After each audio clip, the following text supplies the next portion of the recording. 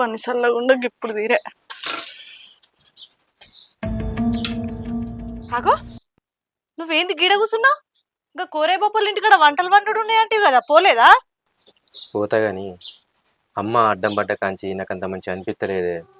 నువ్వేమో దాని దగ్గరనే ఉంచేద్దామంటివి, దాని దగ్గర ఉంచేత్తివి.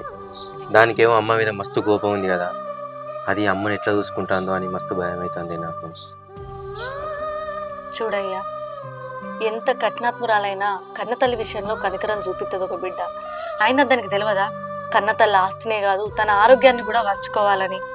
అందుకే దానికి తెలిసి రావాలనే నేను ఆమెను తీసుకుపోయి అక్కడ వేసేద్దామని చెప్పిన. మనం ఇట్లనే చదువుకుంటా చూసుకుంటుంటే ఆమెకి ఆ కష్టం విలువ ఏం తెలుస్తుంది? కన్నతల్లి బరువు బాధ్యతలు అనేది ఆమెకి ఏం తెలుస్తుంది?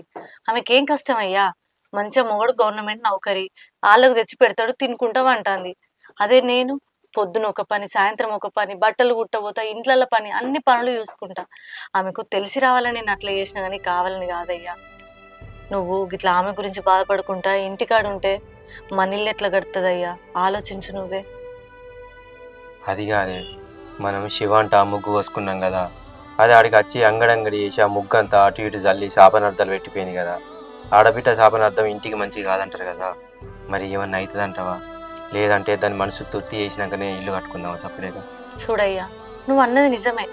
ఆడబిడ్డ అస్సలు బాధపడుకుంటా ఇంట్లోకి రావద్దు. ఆడబిడ్డే ఇంటికి ముగ్గు వేయాలి, ఆడబిడ్డే ఇండ్లకి వచ్చినాడు ఉండాలి. కడుపు అంటేనే ఆడబిడ్డ. నేను కాదంటలేను. అది ఎట్లాంటి వాళ్ళకు? అన్నదమ్ముల బతుకు గోరి అన్నదమ్ములను మంచిగా చూసుకొని ఆమె మంచిగా ఉండే మనుషులకు ఇది వర్తిస్తుంది.